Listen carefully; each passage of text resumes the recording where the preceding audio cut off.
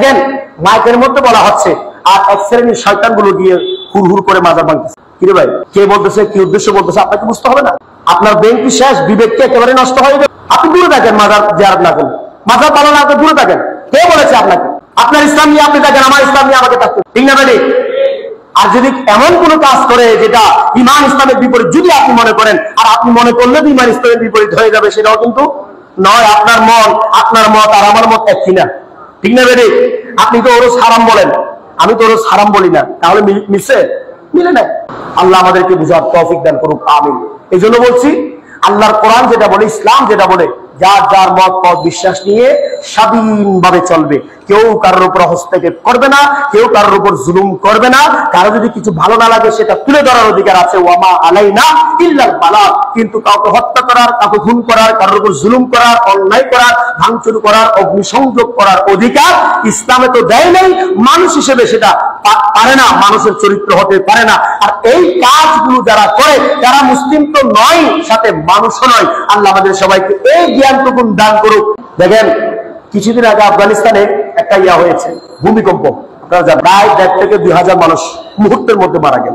এরপর কিছু মানুষ আহত হয়েছে না? আহত হয়েছে। এখন এরা গিয়ে আহতের মধ্যে যারা পুরুষ, তাদের বাসায়, আমরা তো ভাই বাবা বলি, যারা পুরুষ তাদেরকে বেছে বেছে নিয়েছে।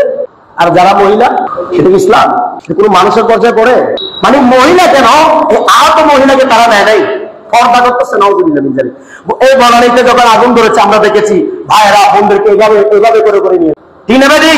যুদ্ধের ময়দানে আপনি পর্দা করেন, কোন পর্দার কথা বলেন? ইসলামের পর্দা হতে পারে না, ইসলামকে ধ্বংস করা হচ্ছে। ইসলামের পর্দার নাম হলো স্বাধীনতা।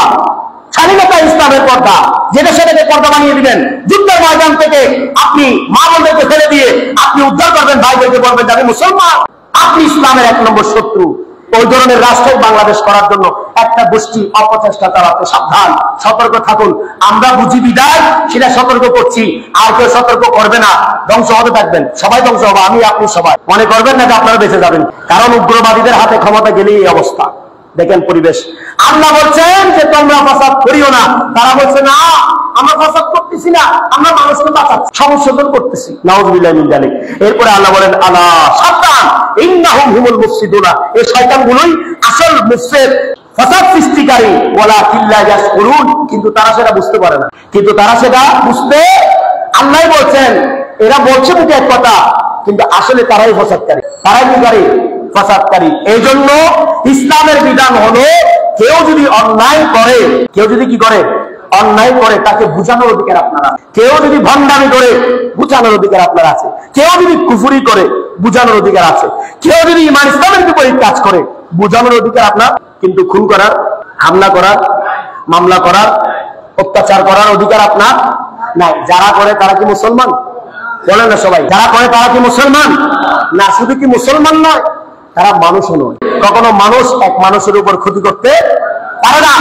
নুরান পাগলা শুধু মনে করে শুধু লাশ পুড়িয়েছে, এখানে কয়েকজনকে হত্যা করেছে। দেখেন নিউজ, দেখেন তারা কয়েকজনকে কি করেছে, হত্যা করেছে। সূরা মাইদার 32 নম্বর আয়াতে আল্লাহ বলছেন যে একটা মানুষ, নিরপরাধ মানুষকে যদি কেউ মানুষকে হত্যা করে, আল্লাহ বলছেন সে পুরা মানব মন্ডলীকে হত্যা করে। একটা মানুষকে যদি কেউ উদ্ধার করে, সে পুরা মানব মন্ডলীকে উদ্ধার করো। এখানে মানুষ নারী আর পুরুষ বলে নাই, আর বাংলাদেশি আর আরবি বলে নাই, ঠিক না? এখানে বলেছেন মানুষ, মুসলিম আর অমুসলিমও বলে নাই। মানুষ, মানুষকে উদ্ধার করা সেটা মানুষ হিসেবে আমার দায়িত্ব। মুসলমান হিসেবে তো অবশ্যই দায়িত্ব, মানুষ হিসেবেও দায়িত্ব। আল্লাহর কোরআন বলছে এক ধরনের, আর তারা করছে বিপরীত কাজ। আবার বলছে তারা মুসলমান। আল্লাহ আমাদেরকে এই ধরনের উগ্রবাদী, জঙ্গিবাদী শয়তানগুলো থেকে হেফাজত করুন, সবাই বলুন আমিন। দুনিয়াতে ফাসাদ যারা সৃষ্টি করে, তারা মূলত আল্লাহ তাআলার শত্রু, এতে কোনো সন্দেহ। আল্লাহ চাই রহমত। প্রিয় নবীকে বলেন, ওয়া সাল্লাকা ইল্লা রাহমাতাল লিল আলামিন, ও আমার হাবিব, আমি আপনাকে জগৎবাসীর জন্য, কুল কায়নাতের জন্য, সৃষ্টি জগতের জন্য রহমত করে পাঠিয়েছি। রহমত মানে মারামারি নয়, রহমত মানে কোনাকুনি নয়, রহমত মানে রক্তপাত নয়, রহমত মানে ভাঙচুর নয়, অগ্নিসংযোগ নয়। রহমত মানে শান্তি, কল্যাণ, মুক্তি, জ্ঞানের মাধ্যমে মানুষকে বোঝা। প্রিয় নবী কখনো কারোর উপর জুলুম করে নাই। হ্যাঁ, অন্যায়ের প্রতিরোধ করেছেন, যখন নিজেদের উপর আসছে, নিজেদের অস্তিত্বের প্রশ্ন, তখন প্রতিরোধ করেছেন, নিজ থেকে একটা যুদ্ধের ঘোষণা দেন নাই। কিয়ামত পর্যন্ত কেউ প্রমাণ করতে পারবে না যে প্রিয় নবী বলেছেন যুদ্ধ ঘোষণা করো, যুদ্ধ করো নিজ থেকে। না, যখনই তারা প্রস্তুতি নিয়েছেন তখনই প্রতিরোধের জন্য কাজ করেছেন, না হলে তো আমরা ইসলাম পেতাম না। প্রতিরোধ আর যুদ্ধ এক নয়, বুঝতে হবে বিষয়গুলো। ইসলামের মেসেজ আমাকে বুঝতে হবে। আমি মুসলমান দাবি করে টুস করে দেখেন মাইকের মধ্যে বলা হচ্ছে, আর এক শ্রেণীর শয়তানগুলো গিয়ে হুড় করে মাজার ভাঙতেছে। কিরে ভাই, কে বলতেছে, কি উদ্দেশ্য বলতেছে, আপনাকে বুঝতে হবে না? আপনার ব্রেন কি শেষ? বিবেককে একেবারে নষ্ট হয়ে গেল?